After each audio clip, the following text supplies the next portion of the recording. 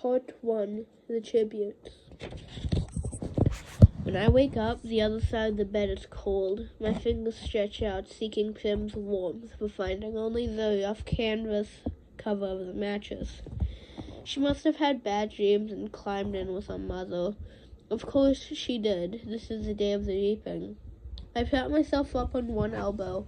There's enough light in the bedroom to see them. My little sister Pim, curled up on her side, cocooned in my mother's body. Their cheeks pressed together. In sleep, my mother looks younger. Still worn, but not so beaten down. Pim's face is as fresh as a raindrop, as lovely as the primrose for which she was named. My mother was very beautiful once too, or so they tell me. Sitting at Pim's knees, guarding her, is the world's ugliest cat.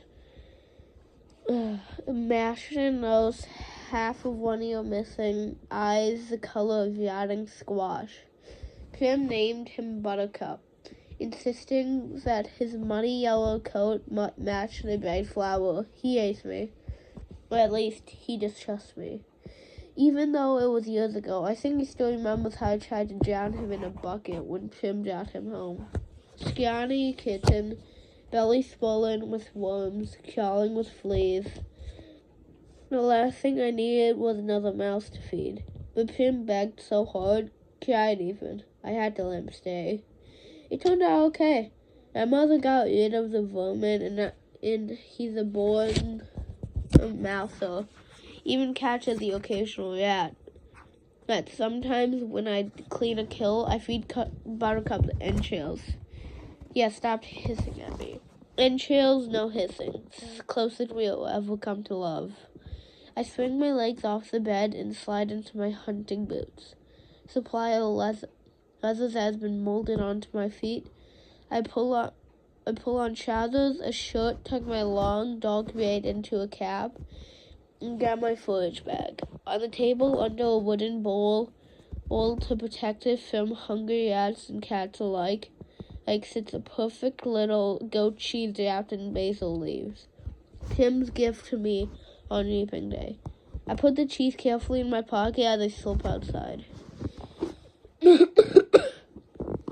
Alpa of District 12, nicknamed the Seam, is usually crawling with coal miners, heading out to the morning shift at this hour. Men and women with hunched shoulders, swollen knuckles, and many who have long since stopped trying to scrub the coal dust out of their broken nails. The lines of the sunken faces for today's the black cinder streets are empty.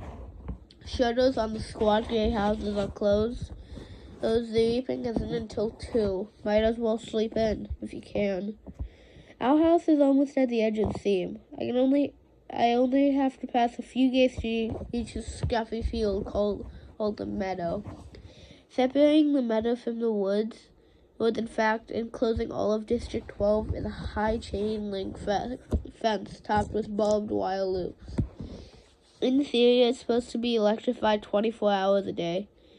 They add to turn to the predators that live in the woods. Packs of wild dogs, lone cougars, bears.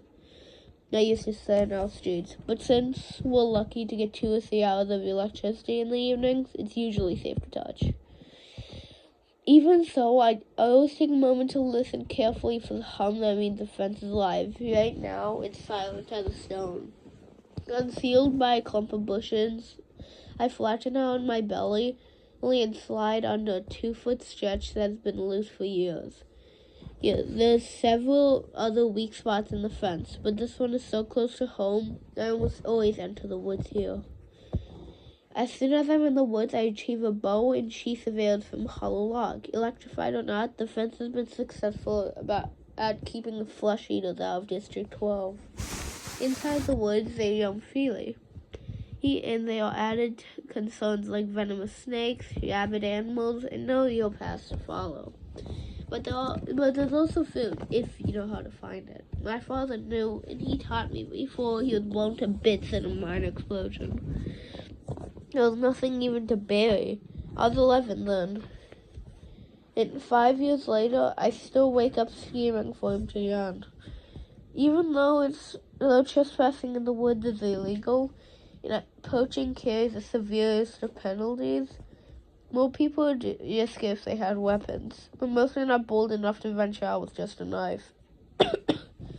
My bow is a rarity, crafted by my father with a few others I keep well hidden in the woods, carefully wrapped in waterproof covers. My father could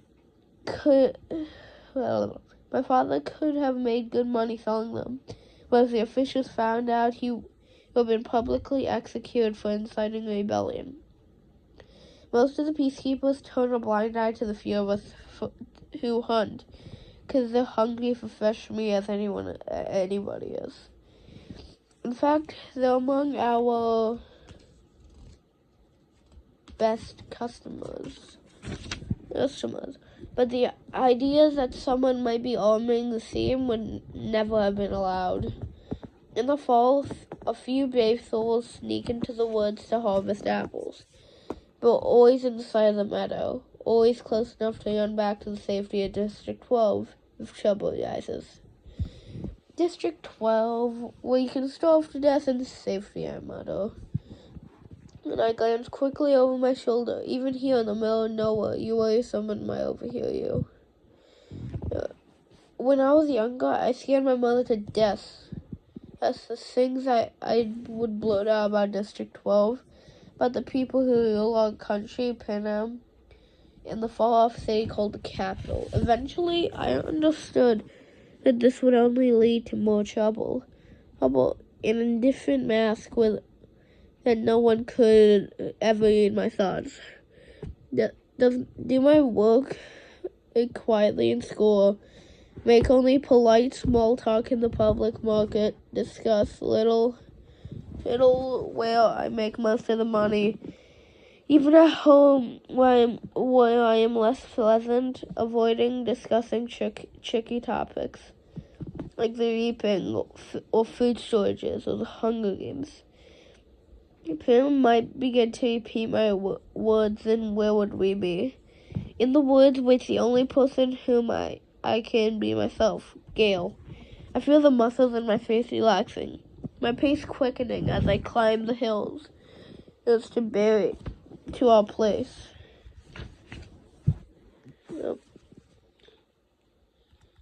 Hey, Catnip. Hey, Catnip, says Gale. My real name is Katniss. But when I first told him, I barely whispered it, so he thought I said Catnip. Yep. Then, when this lazy lynx started following me around the woods, it's looking for handouts, it became his official nickname for me. I finally began to kill the lynx because he scared off game. I almost regretted it, because he wasn't bad company. I got decent price for his pelt. Look what I shot. Gale holds up a loaf of bread with an arrow stuck in it, and I laugh. It's real bakery bread, and not the flat, dense loaves we get from our grain rations. I take in my hand, pull out the ear, and hold the puncture in the crust to my nose, inhaling the fragrance that makes my mouth flood with saliva. Fine bread like this is for special occasions. Still warm, I say. You must have been at the bakery at the Crack of Dawn to trade for it. What did it cost you? Just a scroll. I think the old man would feeling sentimental this morning. As Gale even wished me luck. Well, we all feel a little closer today, don't we? I say. Hey, not even bothering to roll my eyes. Pam left us the cheese I pull out. His expression brightens at the cheese. Thanks, Pam. We'll have a real feast. Then they fold into the capital accent that mimics Effie Trinket, the maniacally upbeat woman who arrived once a year to eat out the reaping. I almost forgot. Happy Hunger Games. He plucks a few blackberries from the bushes around me. And may the odds he tosses in a berry high up toward me. I catch it in my mouth and bathe the delicate skin with my teeth. As the sweet tartness explodes across my tongue. Be ever in your favor. I finish with equal verb. Oh, we have to joke about it because the alternative is to be scared out of your wits. Besides, the capital accent is so affected, almost anything sounds funny in it. I watch as Gale pulls out the knife and slices the bread. He could be my brother. Straight black hair, olive skin. We even have the same gray eyes, but we're not related. At least not closely. Most family who work in the mines resemble each other in this way.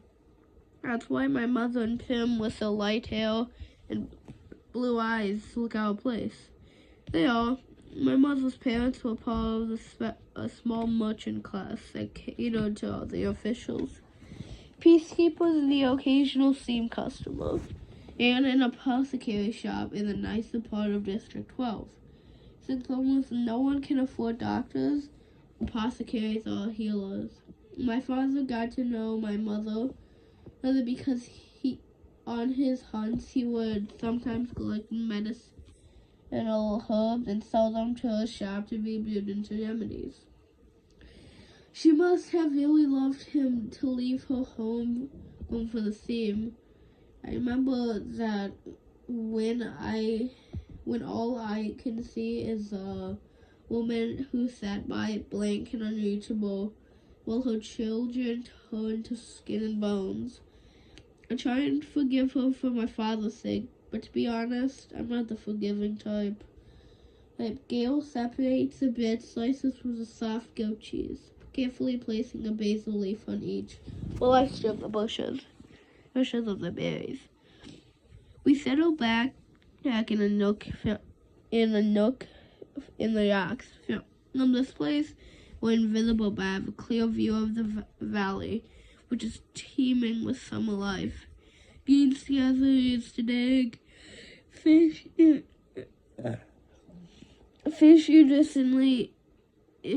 iridescent in the sunlight. The day is glorious, with the blue sky and soft breeze. The food's wonderful, with the cheese sweeping into the warm bread and the berries bursting in our mouths. Everything would be perfect if this really was a holiday. If all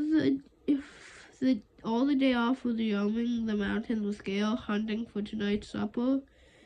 Instead, we have to be standing at the square at 2 o'clock, waiting for the names to be called out. We could do it, Gale says quietly. What? I ask. Leave the district, run off, live in the woods. You and I could make it, says Gale. I don't know how to respond. The idea is so preposterous. If we didn't have so many kids, he adds quickly. They're not our kids, of course, and they might as well be. Gale's 2 little brothers and sister, Jim. And you might as well sell our mothers too, because how would they live without us? Who would fill those mouths that are always asking for more? As both of us hunting daily, there are still nights where game has to be swapped for lard or shoelaces or wool. Well, still nights when we go to bed with our stomachs yelling. I never want to have kids, I say. I might, if I didn't live here, says Gale. But you do, I say, irritated. Forget it, he snaps back. The conversation all feels young. Leave? How could I leave Pim? He's the only person in the world I'm certain I love. And Gale is devoted to his family? I can't leave, so why bother talking about it? Even if we did. Where did the stuff go about having kids come from? There's nothing romantic. There's never been anything romantic between Gale and me. When we met, I was a skinny 12-year-old. And although he was only 2 years older, he already looked like a man. It took a long time for us to even become friends. Stop haggling over every change and begin helping each other out. Besides, if he wants kids, Gale won't have any trouble finding a wife. He's good looking.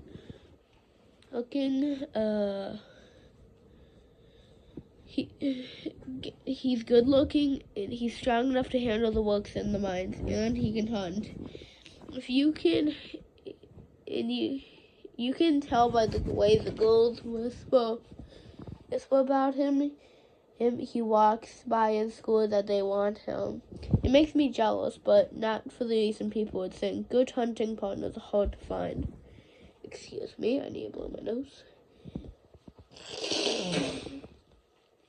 Thank you. What do you want to do? I asked. We can hunt, fish, or gather. Let's fish at the lake. We can leave our poles and gather in the woods. Something nice for tonight. He says tonight after the reaping, everyone is supposed to celebrate. A lot of people do. I really said the children have been spared for another year. Yeah, but two families will pull those shutters, but at least two families will pull those shutters, lock their doors, and try to figure out how they will survive the painful weeks to come. We make it out well. The predators ignore us on a day when easier, tastier prey abounds. In the late morning, we have a dozen fish, a bag of greens, and best of all, a gallon of strawberries. I found the patch a few years ago, but Gail had the idea to string mesh net at the end to keep out the animals. On the way home, we swing by the Hob, the black market that operates in an abandoned warehouse that once held coal. And they came up with a more efficient system that transferred coal directly to the mines and the chains. The Hob gradually took over the space. Most businesses are closed by this time on the reaping day, but the black market's still fairly busy. We easily trade 6 of the fish for good bread, the other 2 for salt. Geesey say the bony old woman who sells bowls of hot soup from a large kettle takes half the greens off our hands in exchange for a couple chunks of paraffin. You might do a tad better elsewhere, but we make an effort to keep on good terms with Geesey say. She's the one who's constantly being counted on to buy a wild dog if we don't hunt them on purpose.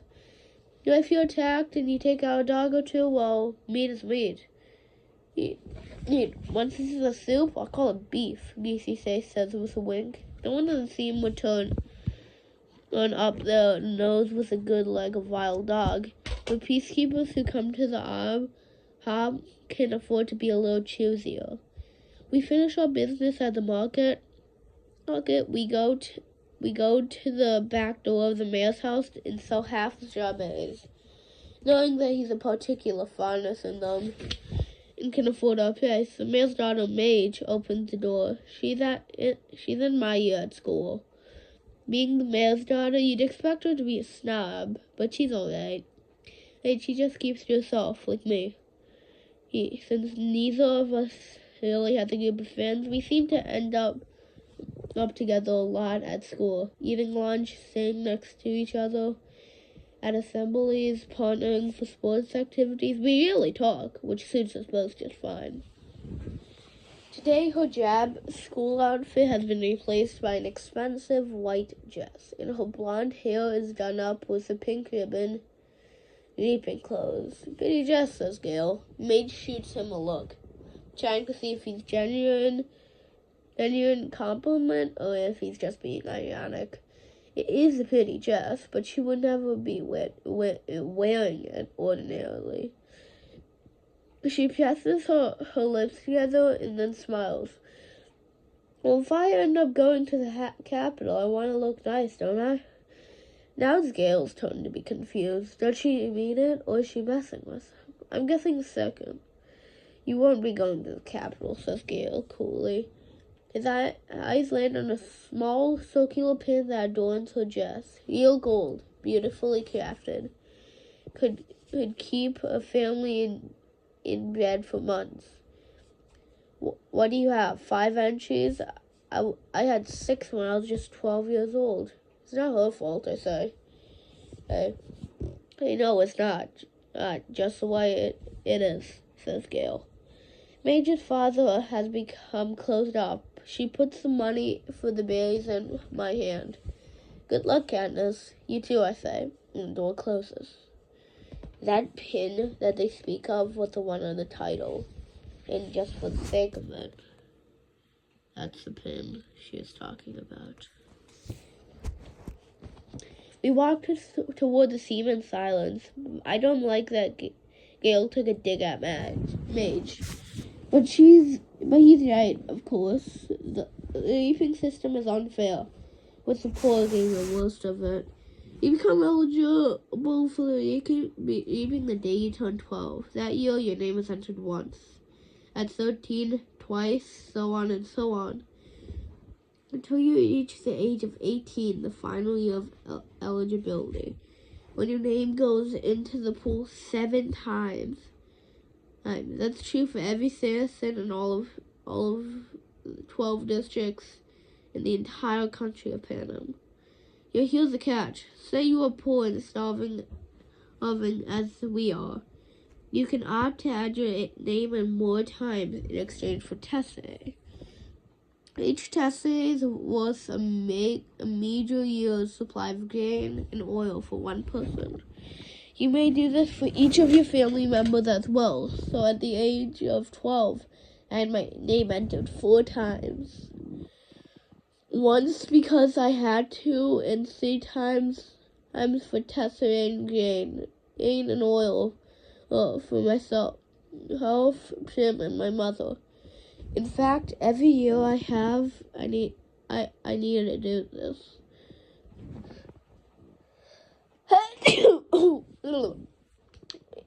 In fact, every year I'm needed to do this, and the entire entries are cumulative. So now, at the age of 16, my name will be in the reaping 20 times. Gale, who's 18 and has been either helping or single-handedly feeding a family of 5 for 7 years, will have his name in 42 times. Excuse me, I need to blow my nose. I'm not feeling good today. I'm sorry.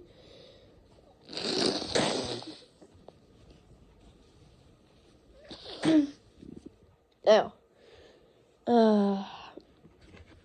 you can see why someone like Mage, who has never been at the risk of needing testing, can set him off. The chance of her name being John is very slim compared to those of us who live in the seam. Not impossible, but slim.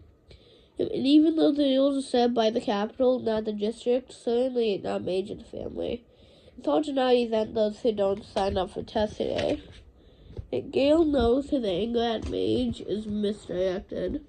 Or the other days, deep in the woods, I've listened to him rant about how the tests are just another tool to cause misery in our district.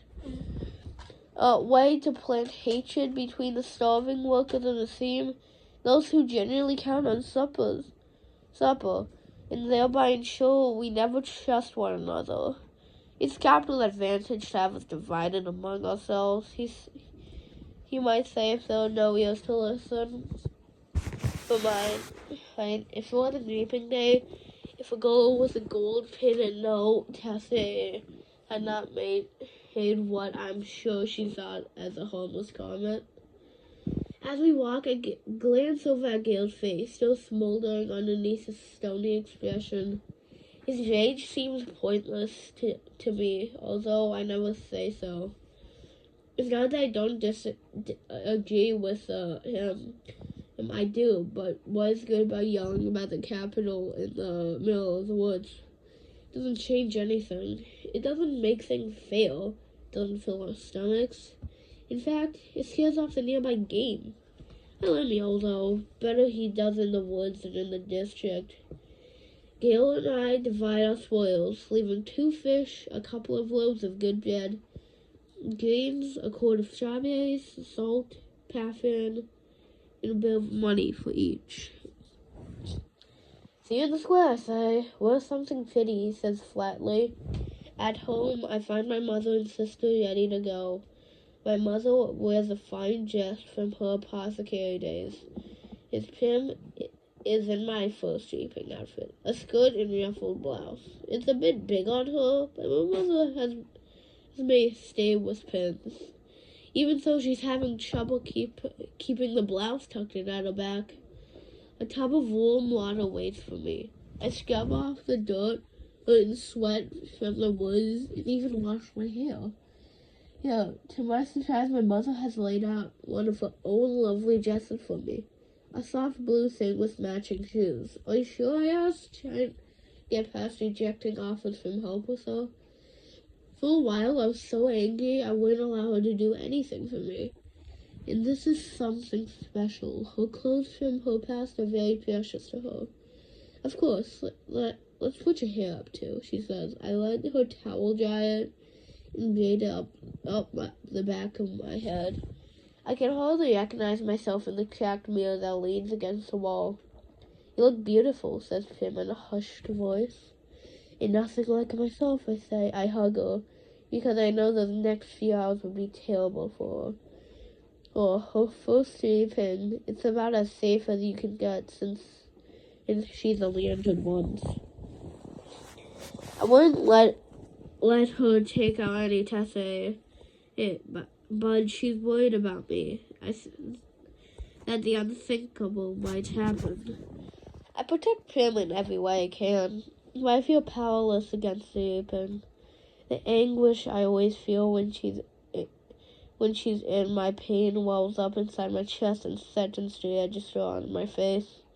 I notice her blouse is pulled out of her skirt or in the back again and force myself to stay calm. Tuck in your tail, you little duck, I say, moving the blouse back in place. Pim giggles and gives me a small quack. Quack yourself, I say with a light laugh. Laugh the kind that only Pim can draw out of me. Come on, let's eat, I say, and plant a kiss on the top of her head. The fish and greens are already cooking in a stew, but that would be for supper. We decide to save the strawberries and bakery bread for this evening's meal. To make it special, we say. Instead, we drink from Pim's Goat Lady and eat the rough bread made from tester grain. The fish and greens are already cooking in stew, but no one has much of an appetite, though. Anyway, at 1 o'clock we head for the square. Attendance is mandatory unless you're on death's door. This evening, the officials will come around and check to see if this is the case. If you're not, you'll be imprisoned. It's too bad, really, that they hold the evening in the square, one of the few places in District 12 that can be pleasant. The square is surrounded by shops on the public market days, especially if there's good weather. If it has a holiday feel to it, but today, despite the black banners hanging on the buildings, and there's an air of grimness. The camera crews pushed on like buzzards on rooftops only add to the effect. People file in silently and sign in. Reaping is a good opportunity for the Capitol to keep tabs on the population as well. 12 through 18-year-olds, all hooded into the roped areas marked off by ages. The oldest in the front and the young ones like Pim toward the back.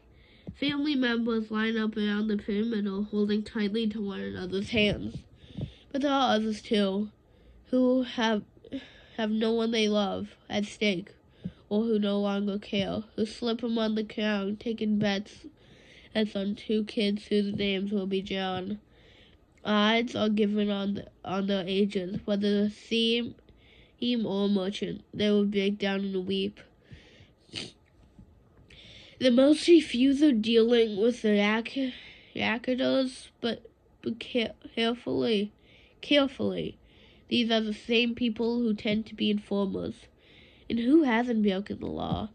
I could be shot on a daily basis for hunting, but the appetites of those who in charge protect me. Not everyone can claim the same. Anyway, Gail and I agree that if we have to choose between dying of hunger and a bullet in the head, the bullet would be much quicker. The space gets tighter and more claustrophobic as people arrive.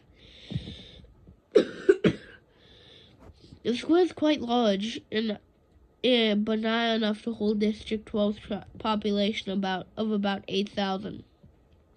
Latecomers are directed to the adjacent streets where they can watch the event on the screen that is televised live by the state.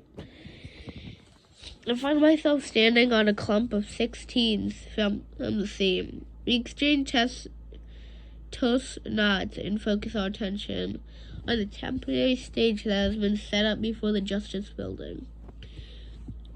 It holds 3 chairs, a podium, and 2 large glass balls, one for the boys, one for the girls. I stare at the paper slip and the girls' balls. 20 of them have Katniss Everdeen written on them in careful handwriting. Alright, 2 or 3 of the chairs fill with Major's father, Mayor Undersea, the tall, balding man, and Effie Trinket, District 12's escort, stretched from the Capitol with her scary white skin, pinkish hair, and spring green suit. They murmur to each other and then look with concern at the empty seat. Just as the town clock strikes 2, the mayor steps up to the podium and begins to read. It's the same story every time. He tells the history of Panem, the country that rose out of the ashes of a place called once North America. He lists the disasters, the droughts, the storms, the fires, the encroaching seas that swallowed up so much of the land. Brutal war for what little sustained remained. The result was Panem, a shining,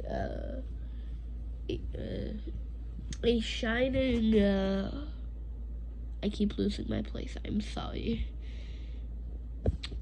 A shining capital ringed with by 13 districts, which brought peace and prosperity to its citizens. Then came the dark days.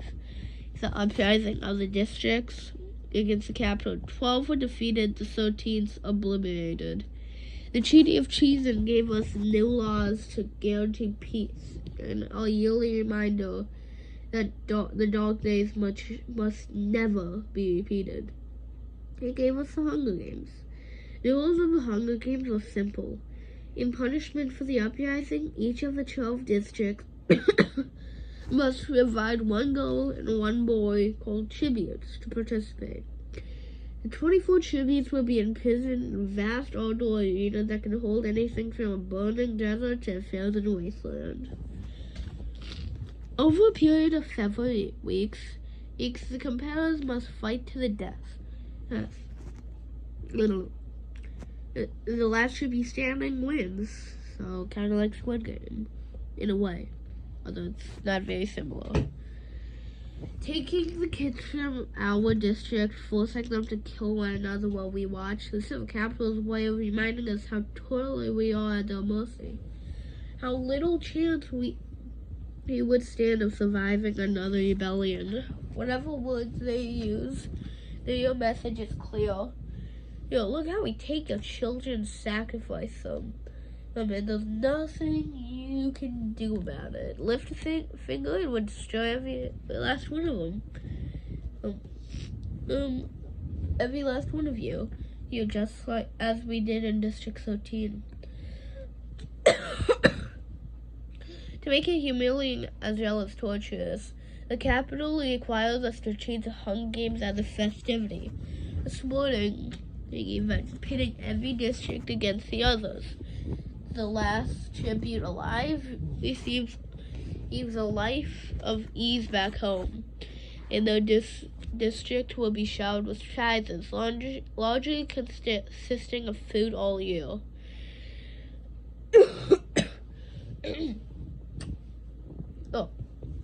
Whatever words.